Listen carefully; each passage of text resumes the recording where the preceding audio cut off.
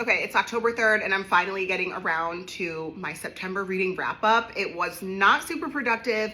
I went to go visit my dad in Texas, and so I only got through 4 books. The first book that I read this month that I'm obsessed with, it was different than any other thriller book that I've ever read, is The Dead Husband's Cookbook. 5 stars, loved it. And this was recommended to me by some of the Turtle Girls in my book club, so highly recommend if you're looking for something different. And it's more creepy than anything. I wouldn't say it's like a thriller. Maybe it is, I don't know. I read this during spooky season. Next, I read something that's been on my TBR since I read Wild Dark Shore by Charlotte McConaughey, and I'm obsessed with Wild Dark Shore. This book also did not disappoint. Once there were wolves, I need to immediately get a wolf tattoo. I'm obsessed with this. You either vibe with Charlotte McConaughey or you don't. And so far, both books that I have read have been 5 stars. So this one is a yes from me.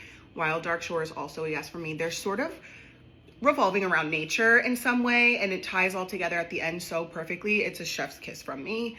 5 stars, read it, obsessed. Next, I read King of Ashes. I listened to a lot of this on audio. The audio was so good. And I read Razor Blade Tears by S.A. Cosby back in March in Turks and Caicos. I read that on my Kindle. Obsessed, 5 stars, cried, sobbed, all the things, love it. I needed to read this one, but everyone told me that I should have listened to Razor Blade Tears on audio because it was like a full production. So I did listen to most of this on audio and I was absolutely obsessed. Full production, every character, I loved it. And Razor Blade Tears characters tie in here at the end, so I absolutely loved the interconnectedness of the two. Anything S.A. Cosby, obsessed. Last but not least, it was Chapter 7's Book of the Month pick.